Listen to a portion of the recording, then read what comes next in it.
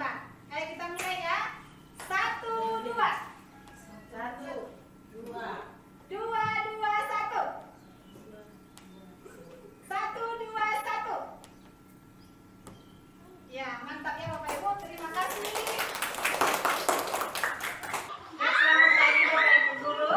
Selamat pagi Bu. Baik, di sini kita sedang mengadakan sosialisasi atau diseminasi budaya positif untuk menyelesaikan tugas daripada satu. Jadi Bapak Ibu guru, di sini saya mengikuti pendidikan kedua. Di sini saya sudah menyelesaikan satu modul, yaitu modul 1. Dan di modul 1 ini ada 4 item.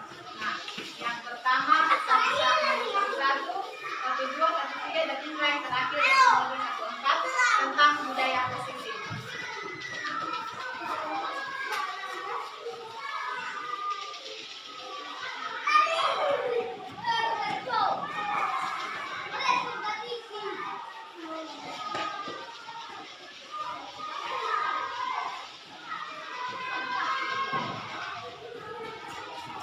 Baik Bapak Ibu, selamat datang kepada Bapak Ibu dan selamat datang kepada Bapak Ibu guru hebat. Mari belajar bersama, berkolaborasi, saling mendukung demi mewujudkan disiplin positif di sekolah kita yang tercinta.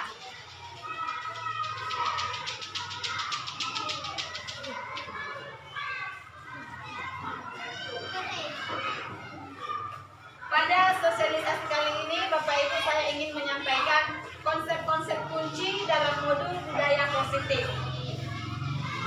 Yang pertama ada perubahan paradigma belajar, yang kedua disiplin positif, yang ketiga motivasi perilaku manusia, yang keempat kebutuhan dasar, yang kelima posisi kontrol restitusi, yang keenam keyakinan kelas, dan segitiga restitusi. Nah, Bapak Ibu, inilah nanti yang akan saya jabarkan satu persatu. Tapi di sini saya bukan mau mengajar, tapi saya mau mengajak Bapak Ibu untuk belajar bersama dan berkolaborasi bersama untuk menciptakan budaya positif di sekolah kita.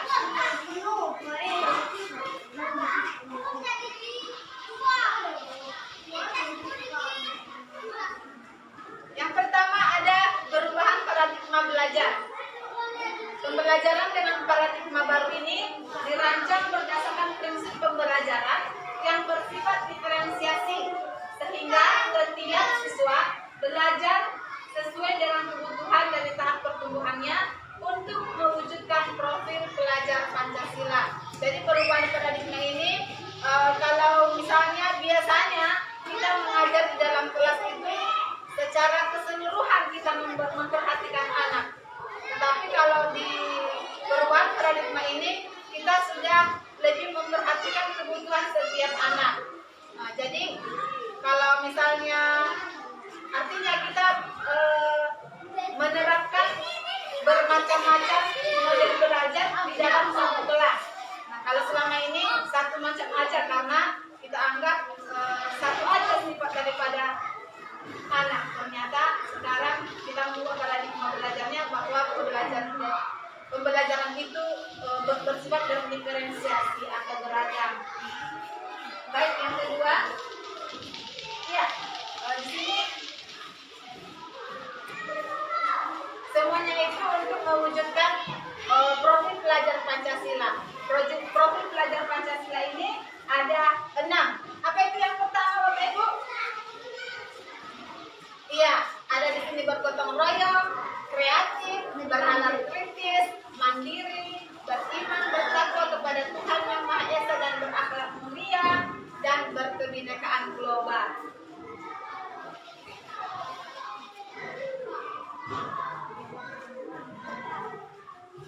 Yang kedua, disiplin positif. Nah, kalau menurut Bapak Ibu, apa itu arti disiplin? Iya. Nah, di dalam budaya kita, makna kata disiplin dimaknai menjadi sesuatu yang dilakukan seseorang pada orang lain untuk mendapatkan kepatuhan. Kita cenderung menghubungkan kata disiplin dengan ketidaknyamanan. Ki Hajar Dewantara mengatakan bahwa mencapai kemerdekaan atau dalam konteks pendidikan kita saat ini, untuk menciptakan murid yang merdeka, syarat utamanya itu harus ada disiplin yang kuat. Disiplin yang dimaksud di sini adalah disiplin diri yang memiliki motivasi internal. Nah, sebagai pendidik, tujuan kita itu menciptakan anak-anak yang memiliki disiplin diri sehingga mereka berperilaku dengan mengacu pada nilai kebajikan universal dan memiliki motivasi intrinsik, bukan ekstrinsik. Nah, di sini Bapak Ibu anak Ibu, di sini Bapak Ibu siswa kita tuntut untuk memiliki motivasi intrinsik, artinya dia berperilaku disiplin bukan karena ada sebuah aturan yang membuat dirinya takut, tetapi karena dari dalam hatinya memang ingin memperbaiki dirinya. Nah, kalau misalnya motivasi intrinsik ini adalah motivasi dari luar diri siswa, dia menaati peraturan itu berdasarkan karena ada rasa takut, itu disebut dengan motivasi ekstrinsik. Tapi kalau dia melakukan sebuah aturan itu karena dia ingin menghargai dirinya sendiri, itu berarti motivasi intrinsik.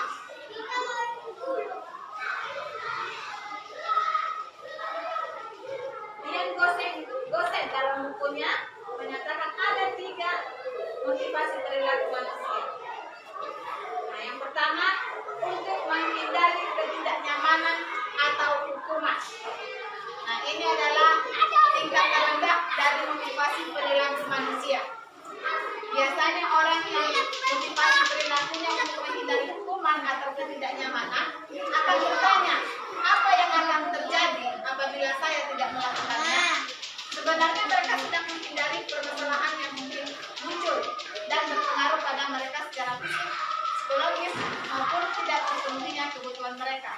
Bila mereka tidak melakukan tindakan tersebut, motivasi ini bersifat eksternal. Artinya dia melakukan sesuatu karena takut akibat. Nah, itu berarti motivasinya adalah motivasi eksternal. Yang kedua, untuk mendapatkan imbalan atas penghargaan. Ini satu tingkat terhadap motivasi yang pertama. Nanti orang berperilaku untuk mendapatkan imbalan atau penghargaan. Dengan motivasi ini dia akan bertanya, apa yang akan saya dapatkan apabila saya melakukannya? Mereka melakukan sebuah tindakan untuk mendapatkan pujian dari orang lain yang menurut mereka penting dan mereka letakkan dalam dunia berkualitas mereka. Mereka juga melakukan sesuatu untuk mendapatkan hadiah, pengakuan, dan imbalan. Motivasi ini juga bersifat eksternal. Ini juga berasal motivasi yang berasal dari luar diri siswa. Yang ketiga, untuk menjadi orang yang mereka inginkan dan menghargai diri sendiri dengan nilai-nilai yang mereka percaya. Nah, orang dengan motivasi ini akan bertanya, akan menjadi orang yang seperti apa apabila saya melakukannya? Mereka melakukan sesuatu karena nilai-nilai yang mereka yakini dan hargai, dan mereka melakukan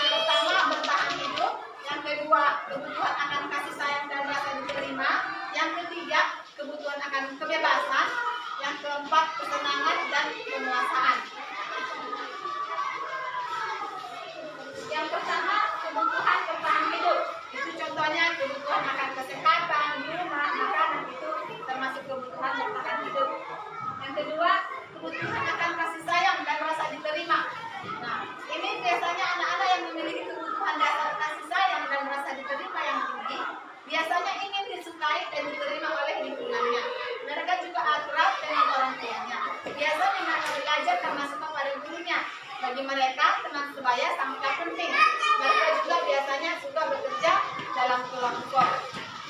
Nah, kalau ada anak-anak kita di kelas, dia suka mengganggu temannya. Nah, itu karena dia kurang kasih sayang. Dia ingin diterima. Ada itu dia pengen diperhatikan. Dia suka bikin istilah caper. Jadi itu karena dia masih membutuhkan kasih sayang dan kasih diterima. Nah, yang berikutnya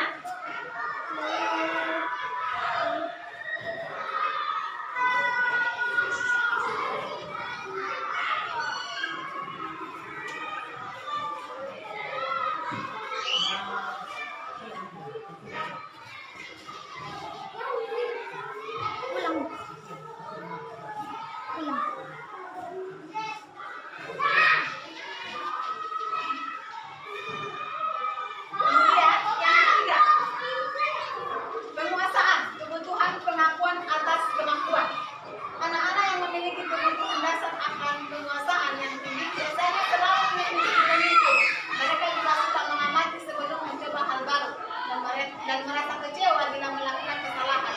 Mereka juga biasanya rapi dan sistematis dan selalu ingin mencapai yang terbaik. Nah, ini anak-anak yang memiliki tubuh penguasaan itu biasanya dia tidak senang kalau nilainya jelek, harus bagus. Nah, itu berarti dia kebutuhan akan penguasaannya masih belum terpenuhi, makanya dia akan selalu ingin merajai istilahnya. Kebebasan, kebutuhan akan pilihan.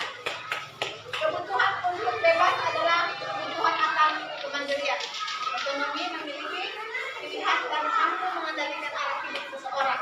Anak-anak yang membutuhkan kebebasan yang tinggi menginginkan pilihan. Mereka perlu banyak bergerak, suka mencoba-coba, tidak terlalu terpengaruh orang lain, dan senang mencoba hal baru dan menarik.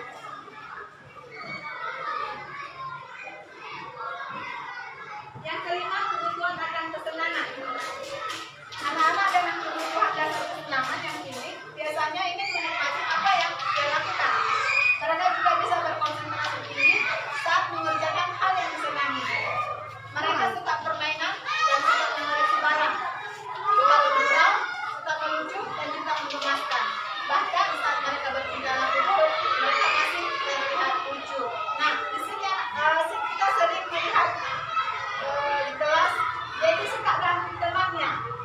Karena apa? Dia sedang bikin temannya jengkel. Berarti si anak tadi kekurangan kebutuhan kesenangan. Jadi dia berusaha memenuhi kebutuhan ini dengan mengganggu temannya. Nah, berarti di situ kita lihat bahwa dia masih kebutuhan akan kesenangannya belum terpenuhi.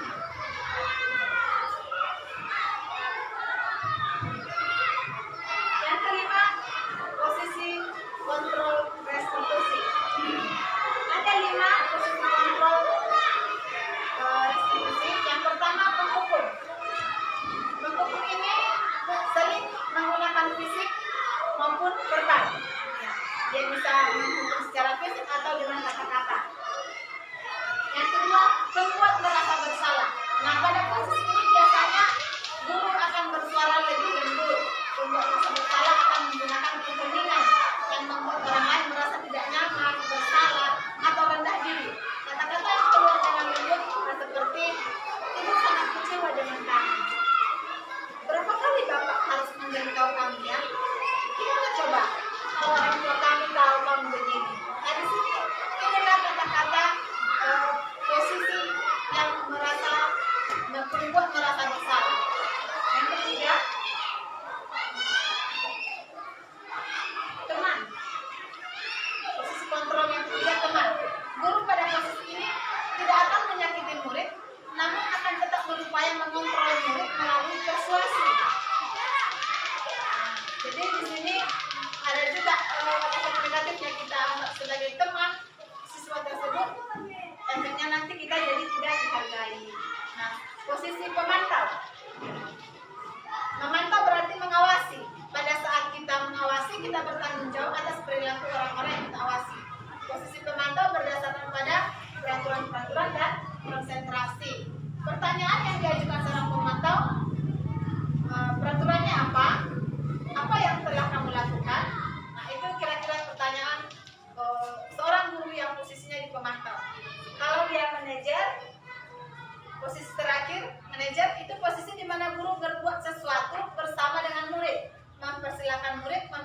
pertanggungjawabkan perilakunya, mendukung murid agar dapat menemukan solusi atas permasalahannya. Nah, itulah tadi Bapak Ibu 5 posisi kontrol. Nah, di antara yang 5 posisi ini, posisi yang terbaik adalah posisi manajer. Jadi kita di situ bersama dengan murid mempersilahkan murid mempertanggungjawabkan perilakunya. Selanjutnya, yang keenam, keyakinan kelas. Keyakinan kelas. Coba kita lihat dulu pertanyaan ini. Mengapa kita memiliki peraturan tentang penggunaan helm pada saat mengendarai kendaraan roda 2 atau motor? Kemungkinan jawaban kita adalah untuk keselamatan. Yang kedua, mengapa kita memiliki peraturan tentang penggunaan masker dan mencuci tangan? Kemungkinan jawaban kita adalah untuk kesehatan atau keselamatan.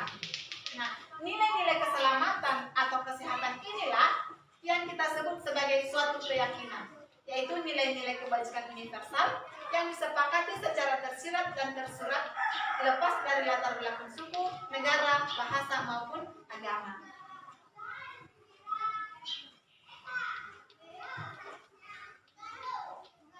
Nilai-nilai kebajikan lebih menekankan pada keyakinan seseorang karena akan lebih memotivasi seseorang dari dalam. Seseorang akan lebih bergerak dan bersemangat untuk menjalankan keyakinannya daripada hanya sekedar mengikuti serangkaian peraturan tertulis tanpa makna.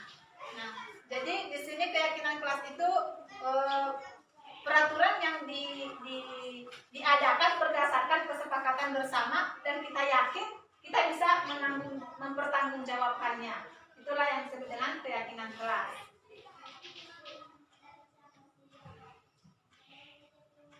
Nah, yang ketiga, segitiga restitusi. Segitiga restitusi ini adalah cara untuk menyelesaikan sebuah persoalan siswa. Yang pertama, dia itu menstabilkan identitas. Saat menstabilkan identitas, pertanyaan yang sering kita ucapkan itu, setiap orang pasti pernah melakukan kesalahan. Kamu bukan satu-satunya yang pernah melakukan ini. Nah, itu tahap menstabilkan identitas. Nah, yang kedua, validasi tindakan yang salah. Kamu tentu punya alasan mengapa melakukan hal itu. Kemudian, adakah cara yang lebih efektif untuk mendapatkan apa yang kamu butuhkan? Nah, itu bagian dari validasi tindakan yang salah. Nah, sekarang menanyakan keyakinan kelas apa yang telah kita sepakati. Kamu ingin menjadi orang yang seperti apa? Nah, itu menanyakan keyakinan. Itulah cara untuk menyelesaikan masalah segitiga restitusi. Di sini saya ada menerapkan segitiga restitusi. Bisa kita lihat bersama.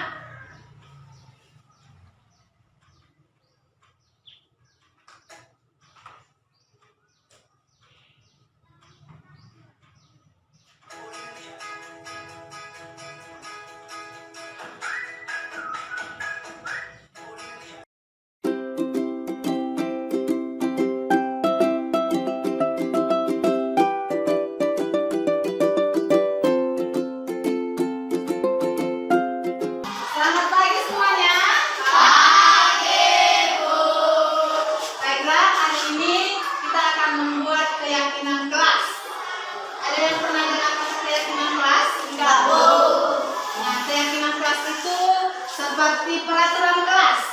Nah, di sini kita mau membuat peraturan kelas. Contoh kalau di sekolah ada yang namanya tata tertib. Jadi ada aturan-aturan yang harus ditaati. Nah, sekarang kita mau membuat keyakinan kelas. Apa itu keyakinan kelas? Sesuatu yang kita percaya dan dapat kita terapkan. Contoh, kita menjaga kebersihan. Nah, itu adalah sebuah keyakinan kelas. Nah, di sini kita membuat keyakinan kelas itu dalam bentuk kesepakatan. Kita sepakat apa? Kita sepakat misalnya kelas kita ini harus bersih. Berarti kita membuat sebuah pernyataan atau kalimat untuk membuat kelas kita ini bersih. Apa kita buat kata-katanya? Contohnya menjaga kebersihan. Nah, dan lagi untuk membuat keyakinan kelas ini kita menggunakan kata positif atau pernyataan yang positif. Contohnya, kita mau menjaga kebersihan. Jangan kita buat dilarang membuang sampah. Nah, jangan kita menggunakan kata dilarang, tetapi kita gunakan kata menjaga kebersihan. Nah, contoh lagi, kita di sini tidak boleh mencontek, dilarang mencontek. Nah, jangan kita gunakan kata dilarang mencontek, tapi kita gunakan kata jujur. Nah, bisa paham? Bisa, Bu. Itulah yang disebut dengan keyakinan kelas. Membuat keyakinan kelas itu tidak boleh menggunakan kata jangan, dilarang, tidak boleh. Jangan kita gunakan kata itu, tetapi kita gunakan kata-kata yang positif. Ya, seperti contoh yang dibilang tadi, kalau kita mau kelas kita bersih, dilarang membuang sampah. Nah, kita tidak boleh menggunakan kata dilarang membuang sampah, tetapi kita gunakan kata jaga kebersihan. Kalau tidak boleh mencontek, menggunakan kata apa? Jujur. Lalu apa lagi yang perlu kita sepakati di ruangan kelas kita ini? Apa lagi yang perlu? Misalnya kita tidak boleh memukul teman. Berarti apa kalimat yang kita gunakan untuk kesepakatan kelasnya? Saling menghargai. Nah, anak ibu, itulah tugas kita sekarang, membuat keyakinan kelas. Jadi nanti anak ibu membagikan kertas kecil satu orang. Nanti kamu tulis di situ apa yang menjadi keyakinan kelas kita. Caranya seperti yang ibu bilang tadi, tidak boleh menggunakan kata negatif, ya. Nanti ibu bagikan satu-satu, kemudian nanti ibu kumpul, lalu kita pilih nanti. Kalau misalnya sama kata-katanya dengan kawan, maka kita ambil satu aja. Paham? Oke, silakan. Sekarang ibu bagikan kertasnya, ya.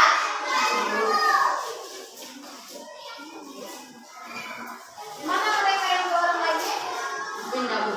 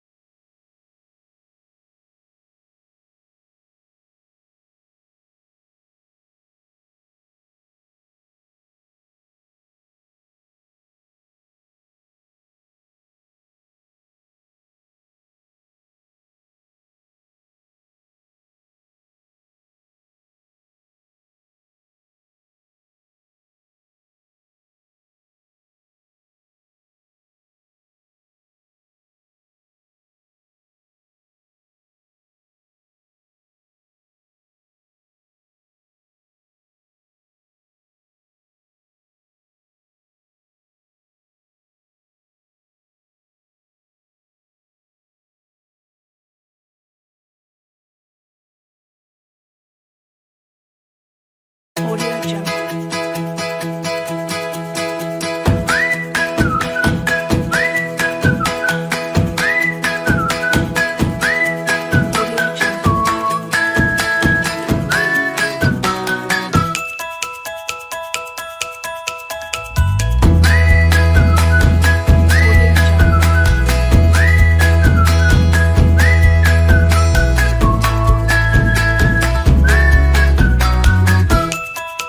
Audio Jungle. Audio Jungle.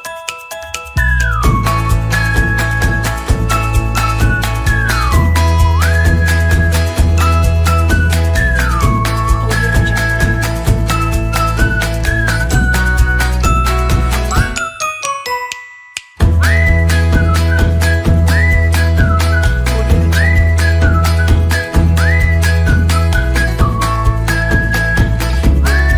Audio Jungle. Audio Jungle.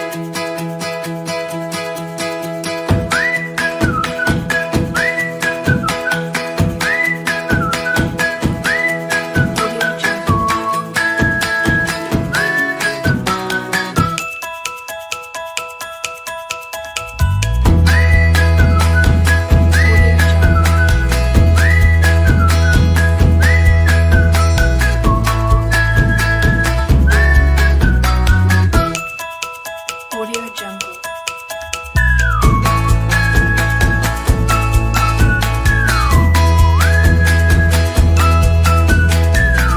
Audio Jungle.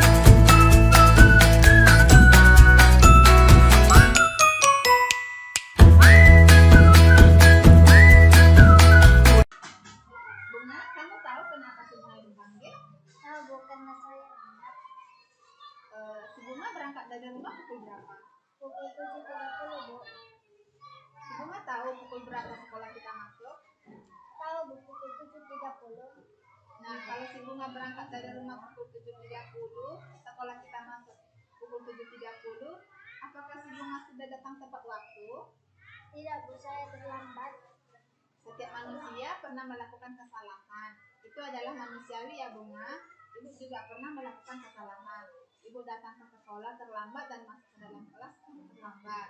Nah, di sini ibu tidak mencari siapa yang salah, siapa yang benar. Di sini kita sama-sama mencari solusi supaya si Bunga tidak datang terlambat lagi. Saya terlambat banget Bu. Kira kenapa kalian datang terlambat? Saya asik bermain HP Bu dan asik nonton TV. Nah, kira-kira datang terlambat itu apakah sudah mematuhi keyakinan kelas kita? Tidak Bu, saya telah melanggar keyakinan kelas. Apakah si Bunga masih ingat keyakinan kelas kita? Ingat Bu, datang tepat waktu, berdoa sebelum belajar dan melaksanakan tugas tiket. Sekarang, apa menurut si Bunga langkah yang perlu si Bunga lakukan agar datang tidak terlambat ke sekolah? Saya akan mengurangi waktu untuk bermain HP dan juga waktu untuk nonton TV. Lalu saya akan memasang alarm bunyi. Nah, kapan itu si Bunga mulai laksanakan? Mulai malam ini Bu. Oke, bagus. Bunga sudah berusaha menjadi anak yang lebih baik. Ibu doakan supaya si Bunga menjadi anak yang lebih baik dan selalu terima kasih ya. Audio Jungle.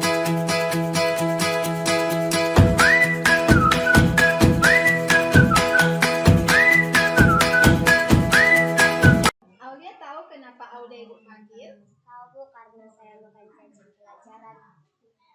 Apakah Aulia tahu kalau makan di saat jam pelajaran itu perbuatan salah atau perbuatan benar?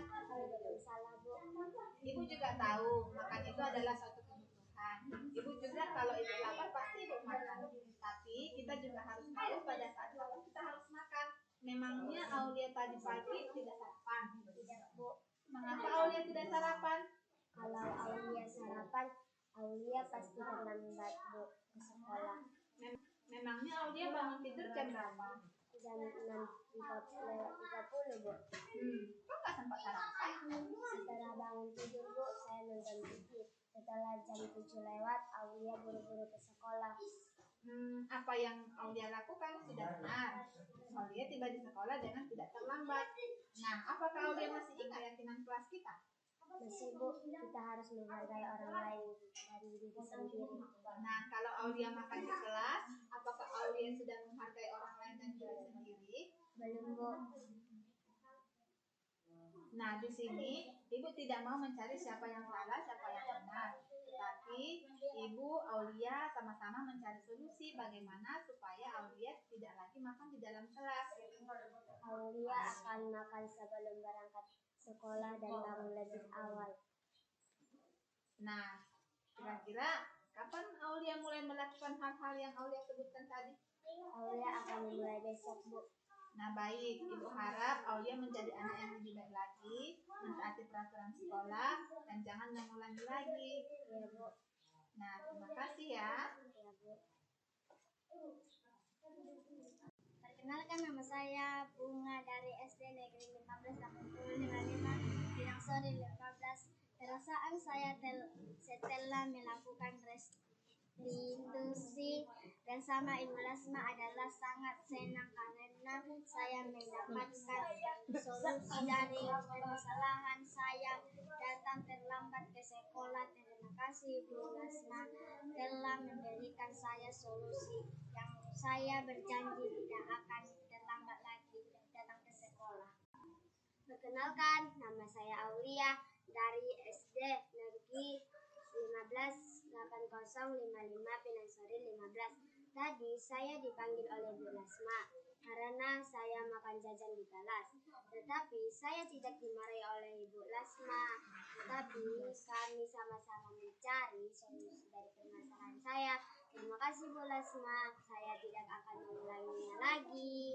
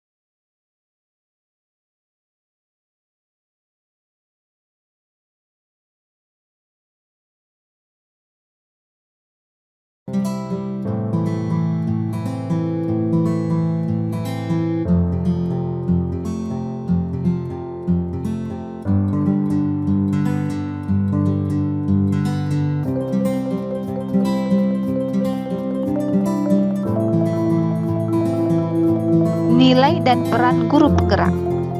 Nilai guru penggerak ada 5. Yang pertama, berpihak pada murid. Yang kedua, mandiri. Yang ketiga, inovatif. Yang keempat, kolaboratif. Yang kelima, reflektif.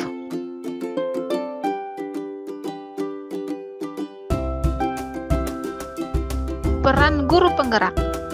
1. Menjadi pemimpin pembelajaran. 2. Menjadi coach bagi guru lain.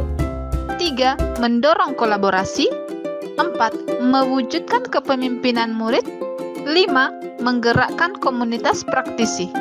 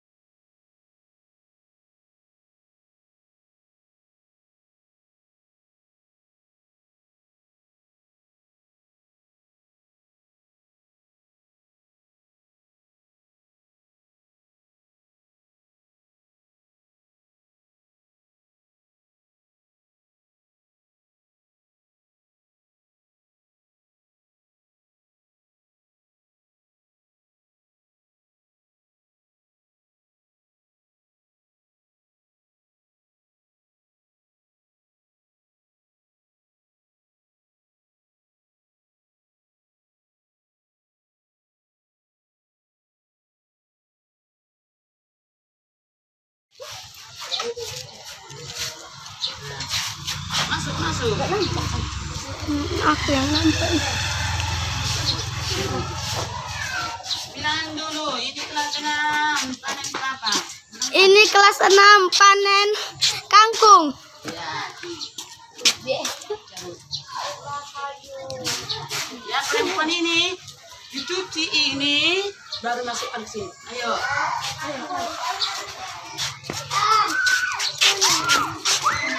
Yang besar-besar diam dulu ya.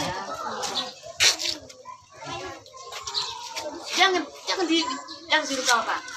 Dita. Halangi kau. Ya berani atau mau aku tahu. Kasih biar dibersihkan langsung. Kasih di sini.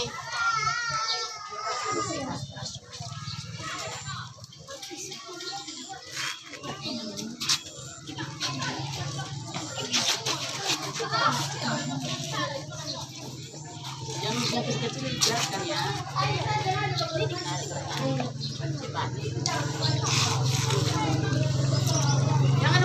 Jangan apa-apa. Oh, di matahari. Jangan berlawanan sinar. Biasanya kalau bersama dengan Ya Bu. jangan lawan. Senti.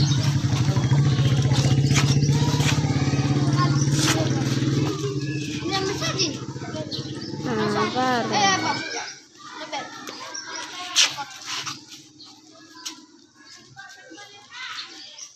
Mana Jay?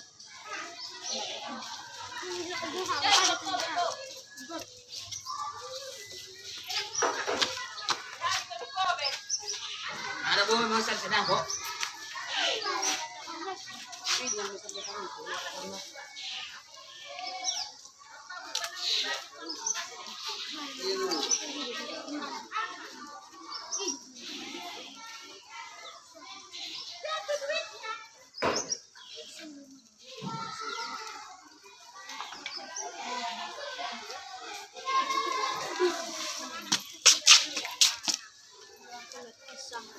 Tunjukkan dulu apa itu.